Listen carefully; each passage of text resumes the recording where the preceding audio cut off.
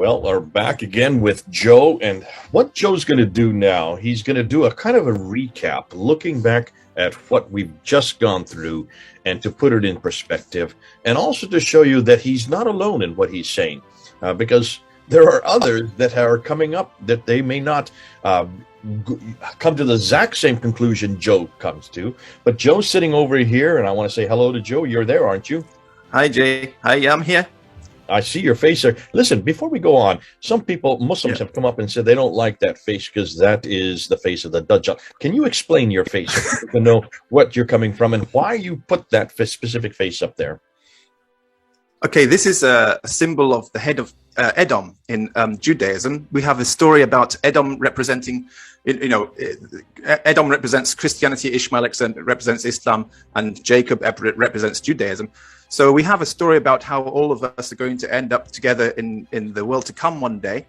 And the story of how, historically Jacob and Edom had difficulty. So the story of how Edom gets in, the first part of him to get in is his head and one eye. So this symbol is meaning that the Christians will have a place in the world to come according to Judaism. It's just kind of like the positive way of looking at it, because a lot of people often think that Jews and Christians are never going to get along, and so this is a symbol to remind at least my side, the Jewish side, that remember the head of Edom. They do get a place in the world to come. So that's why I'm working with Christians.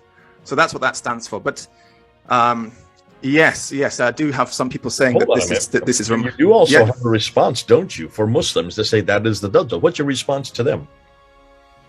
Well, if they are saying that I'm the Dajjal for this Abbasid narrative, this Abbasid religion. Explain the Dajjal. Maybe not everybody knows what that means. Sorry, the Dajjal is the Antichrist according to the Abbasid narrative.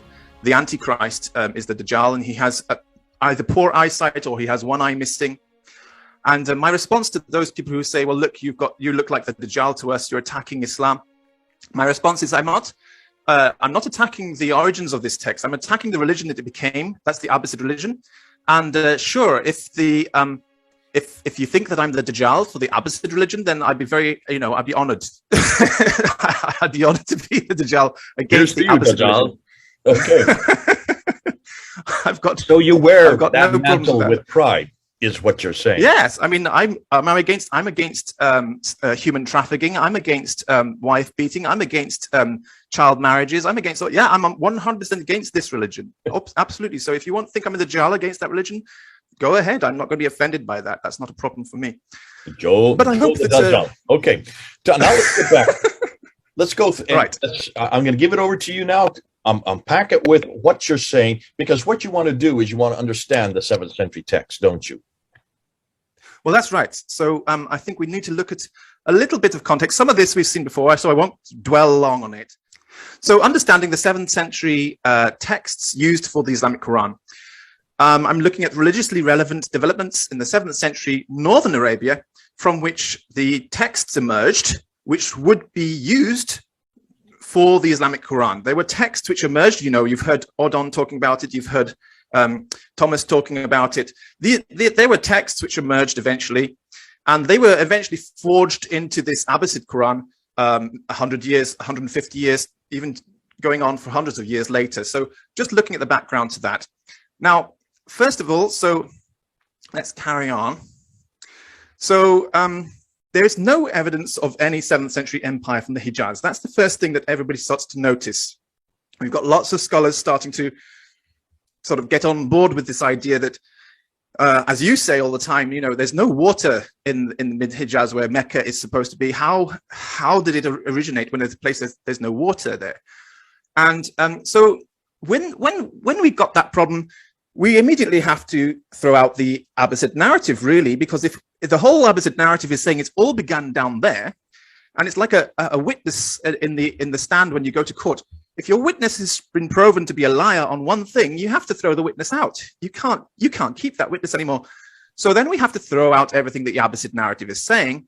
But that leaves us all a bit like fumbling in the dark to try and work out what really happened. And so everybody is describing, like this little picture here of the people blindfolded in the dark, describing an elephant. And I think that all of us are correct.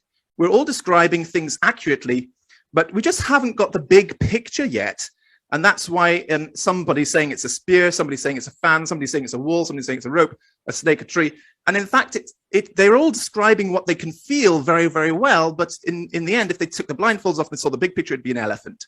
And so I think, you know, the explanations that we're getting so far from people, all different people describing what we've got, they're all right. As Odon always says, you know, it's just how do we fit it all together? There is a big picture. How do we fit it all together? This is the picture I see so far. So that's what I'm going on here.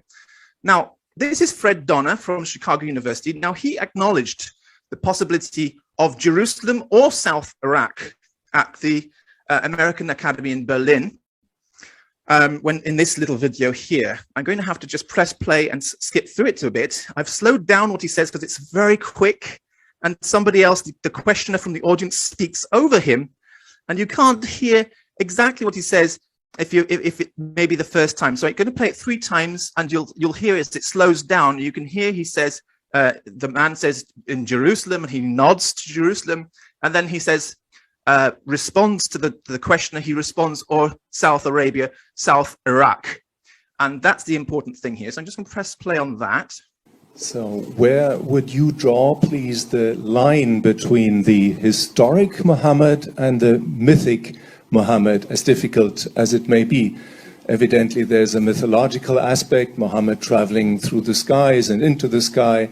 And there's a historic aspect, clearly, but some people go as far as to say the religion of Islam, you mentioned it, didn't arise in the area of Mecca and Medina, rather in the area of Jerusalem. Right. So where would you draw the line? South Arabia. South Arabia. And again, how would you portray the political interests that led to the way the figure of Muhammad was construed over the decades, if not to say over the centuries?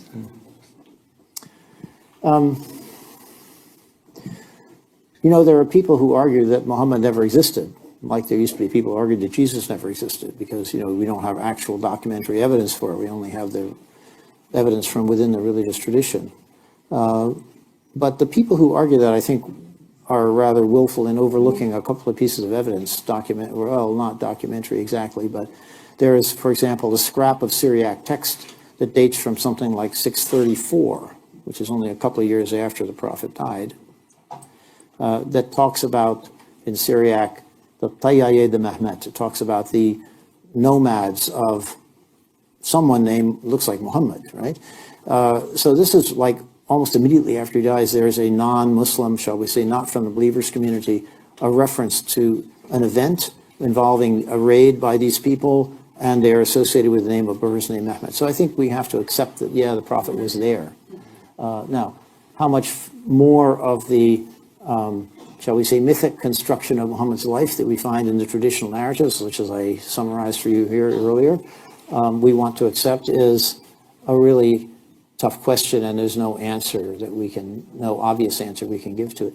My own sense, though, is that when, let's put it this way, when the day of judgment comes and all truths are revealed, including historic truths, if we get to that point, we will find, I think, that the traditional Muslim narrative is not completely off base, that maybe 80 or 90% of it is pretty much sort of what happened, but that there are certain points at which it has given a totally different spin to aspects of that development. And I think, for example, the notion of communal identity is one of those areas where the real picture might have been quite different from what we're given in the sort of traditional narration, the mythic. So there we have Fred Donner of Chicago University acknowledging the possibility of it all happening in Jerusalem or South Iraq. And also, of course, his only criticism for people who he says that arguing that Muhammad didn't exist is that he thinks that we are not looking at evidence like this Tayyad Mahmed situation, which I've already explained, of course, with Jay on the channel. And I don't know if Jay's agreed with me yet, but I was presenting the possibility this is actually somebody more like Omar, not actually Muhammad. We're talking about somebody that would be the figure of Omar. But anyway, that's our...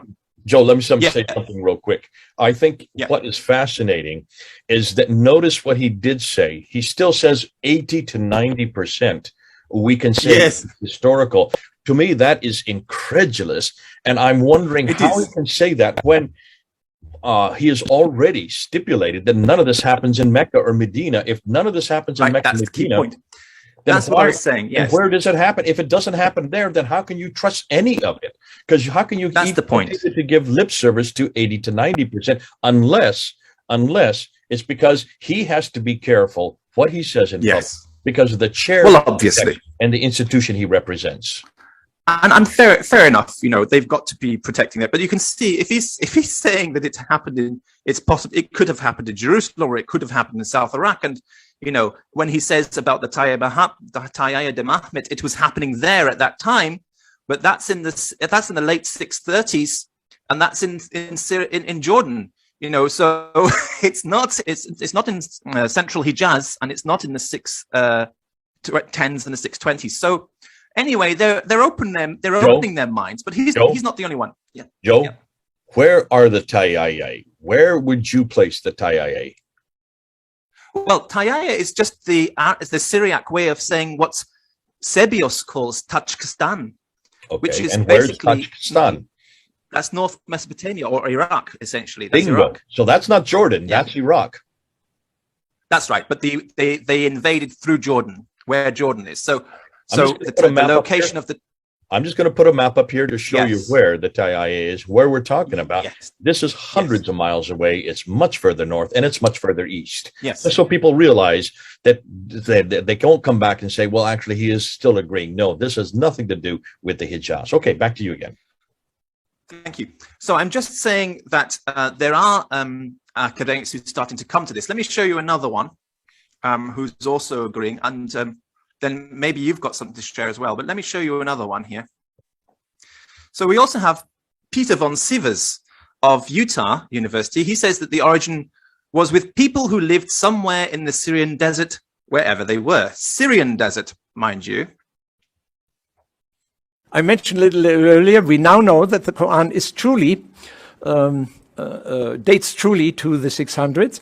In which way it came about, that is still very mysterious.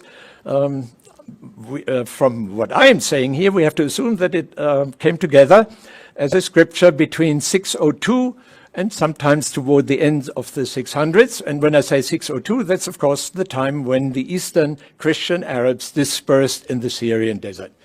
Note, by the way, that I'm not saying anything about Mecca and Medina. I'm merely talking about the Eastern and Western Arab Christians in the Syrian desert, wherever they were. So there you have Peter von Sivers also distancing himself from the concept that it all happened in Mecca and Medina, saying, note, by the way, I'm not saying any of this happened in Mecca and Medina, just somewhere in this desert, wherever they were. And he doesn't even limit the time for the writing of these materials, which became the Quran. He doesn't say somewhere between 602 and say 632, which is what we would expect. He says, and the end of the 7th century. So he's really opened up. He's really distancing himself from sounding too much like he's on the supporting the standard Islamic narrative. Perhaps he's more distancing himself more than Fred Donner is there. But he's not alone. You know, there's a movement of academics starting to distance themselves from the standard Islamic narrative. Peter von Sivers is also one of the ones who, like me, says that there's not a single verse in the Quran, which in the original text, in the Umayyad text, there's nothing which attacks the Trinity there. It's all attacking tritheism, which is what I say, what he says. But it's not what you've heard here. You know, I was going to say actually, you know, that we all agree that, you know, a lot of what I could say has already been said by O'Donnell and Thomas, with one important exception, which changes everything. And yes, we all agree that the 7th century religion was more Christian than Islamic, and that Islam really only began to evolve in the 8th century. So then just you see that Peter von Sivers is there, also distancing himself from the standard Islamic narrative. Somewhere in the Syrian desert, wherever it was, the authorship of the Quran wasn't necessary. He doesn't say it was finished early in the 7th century, but leaves it open until the end of the 7th century. And and he agrees with me on a few other things as well. So, all right, then let's go on. Jay, you've also come across some other academics who are also distancing themselves from this. Is that right? I'm going to be, this is, I mean, what you're bringing up here, and this is why many people are saying, hold on a minute, you sin sifters, you guys that are taking everything and you're putting it through the sieve, you're putting it through the sift, and you're coming out with these conclusions. Who else agrees with you on this? Well, here are two scholars. You don't get any, you probably cannot get somebody more authoritative than Fred Donner and Peter von Sivers, who are very much agreeing. And the reason they're agreeing is they have no other way to really go right or left, because so far nothing has been found in the Hijaz. Nothing has been found in that central part of Arabia, which is much further south. And both of them are both agreeing, this is very clear on both those clips you gave, that it is up in Jerusalem, or as Donna says, over in southern Iraq. So did von Sivers. He's talking about the Tajikistan. He's talking about the fact that this is not the Hijaz. And notice, he's saying it's in Syria. Well, that's up in the north again, but he's giving the dates between 602 to 699. The Qur'an itself being put together, which is exactly what we've been trying to tell everybody. If you're putting it together and you're borrowing it from many different sources, primarily from Syriac sources and Hebrew sources, where do you think all these Hebrew and Syriac sources are? They're not down in the Hijaz, because there are no Christians and Jews that far south. They are where the Christians and Jews are. In the same token, you need to know where the water is. You also need to know where the Christians and Jews are in order to have this text and in order to see Islam starting to form.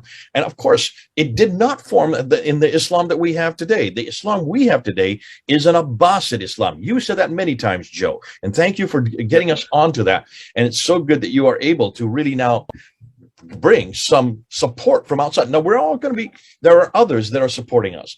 Dr. Robert Kerr, I'll be doing some videos with him. He now has agreed to come on board. He is the head of Inara. He agrees with this completely. In fact, he just wrote me, emailed me and said, thank you for all these videos you're doing, because they agree. That is pretty much, you're taking from what we are doing in German and putting it into English so the world can see it.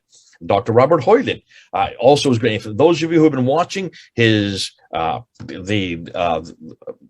different interviews that he's been doing, look at those interviews and look and see what he's saying. He's saying the same thing that Fred Donner is saying. He's saying the same thing that Peter von Sivers is saying. And listen, he's been Hoyland has been saying this since the last century. I mean, he wrote his in 1997 is when he first wrote about the idea that there are no Jews, there are no Christians that far south, not in the Hijaz, not in the central part of Arabia. All of this has to happen up in what is today Syria and in what is today Jordan, and also what is today Iraq. So this has been good. Thanks so much, Joe. It's great to have you on board. It's great to bring people that actually agree with what you have been saying for years and what you're trying to get across now. It's great to see that you aren't standing alone. You aren't out in left field like many people would like to suggest. You really are saying what now the academics are finally coming around to say in public. These are public clips, and we need to have more of these just to prove to the people